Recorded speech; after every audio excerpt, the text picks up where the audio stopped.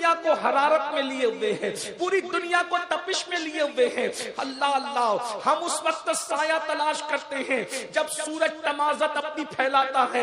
اس دن کیا ہوگا جس دن کے بارے میں قرآن کہتا ہے القاریہ ما القاریہ وما ادراک ما القاریہ. اللہ پاک ارشاد فرماتا ہے دل کو دہلا دینے والی, تو نے کیا جانا دل کو دہلا دینے والی کیا ہے؟ اللہ اکبر.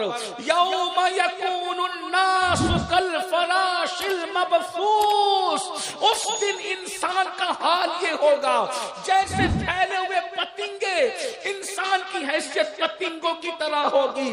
وتکون الجبال کالعہن المنفوش, اور اس دن پہاڑ اللہ اکبر بکھرے ہوئے اون کے دھاگوں کی طرح ہوں گے, دھنکی کی طرح ہوں گے. اللہ اکبر. ذرا غور فرمائیں, یہ جلسے کے ناظم کی مبالغہ آرائی نہیں ہے, یہ میرے اللہ کا کلام ہے. قرآن کہتا ہے, قرآن کہتا ہے القاریہ ما القاریہ, تو نے کیا جانا دل کو دہلا دینے والی. اللہ اکبر. وہ گھڑی جو دلوں کو دہلا دے گی, میرے اور تمہارے دلوں کو نہیں, فرشتوں کے دلوں کو دہلا دے گی. میرے اور تمہارے دلوں کو نہیں, اخیار کے دلوں کو دہلا دے گی.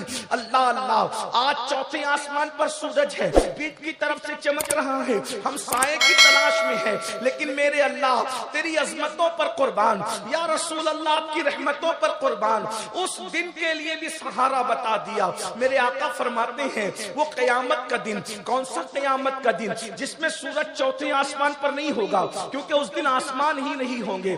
آسمان پھٹ چکے ہوں گے, آسمان پھٹ چکے ہوں گے, آسمان ریزہ ریزہ ہو چکے ہوں گے, زمین کا وجود ختم ہو چکا ہوگا, زمین شعلے اگل رہی ہے اور سورج آگ برسا رہا ہے. سورج اور انسان کے سر کے درمیان صرف ایک ہاتھ کا فاصلہ ہے, سوا نیزے کا فاصلہ ہے. تمہارے میرے رسول نے, سچے رسول نے فرمایا جس دن کوئی سایہ نہیں ہوگا, قیامت کے دن کوئی سایہ نہیں ہوگا, ایک سایہ ہوگا, اللہ کے عرش کا سایہ ہوگا. اللہ کے عرش کا سایہ, منڈپ کے سائے میں, شامیانے کے سائے میں انسان اپنی کوششوں سے پہنچے گا, لیکن عرش کے سائے میں کم و بیش 70 لوگ ہوں گے.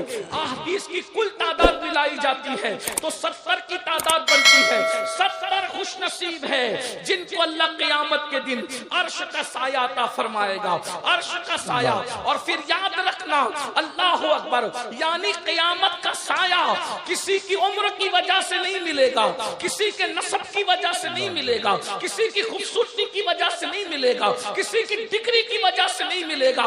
اللہ کے عرش کا سایہ ایمان کے بعد عمل کی وجہ سے ملے گا. 70 اعمال ہیں, 70 اعمال, ان میں سے کچھ اعمال کر لو, اللہ تمہیں عرش کا سایہ عطا کرے گا.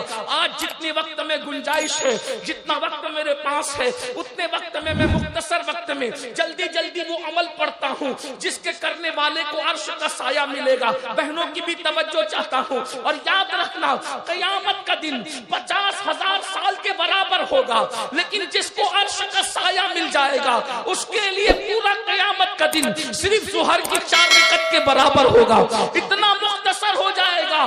آج یہ کچھ عمل کر لیجئے. پہلا خوش نصیب جس کو قیامت کے دن اللہ عرش کا سایہ عطا فرمائے گا. نمبر 1, جس کو اللہ نے اقتدار دیا اور اس نے عدل کیا, انصاف کیا. ایسا انصاف کرنے والا قیامت میں عرش کے سائے میں ہوگا. عادل حکمراں. عادل حکمراں کا مطلب کیا ہے؟ یہ نہیں کہ صرف بادشاہ. اس کی شرح میں محدثین نے لکھا ہے ہر انسان اپنے گھر کا حکمراں ہے, محلے کا بڑا محلے کا حکمراں ہے, گاؤں کا چودھری گاؤں کا حکمراں ہے. یعنی جس کو لوگ اپنا حکم اور بڑا مانتے ہیں, اگر اس نے انصاف کیا اللہ اس کو عرش کا سایہ کرے گا. اب میں لمبی تو نہیں کرتا, یعنی باپ پر فرض ہے اولاد میں انصاف کرے, برابر برابر انصاف کرے. آج کل کیا ہو رہا ہے, اللہ اکبر, کچھ بچوں کو بہت لاڈ کیا جاتا ہے اور کچھ بچوں کو نظر انداز کیا جاتا ہے. اللہ اکبر. بلکہ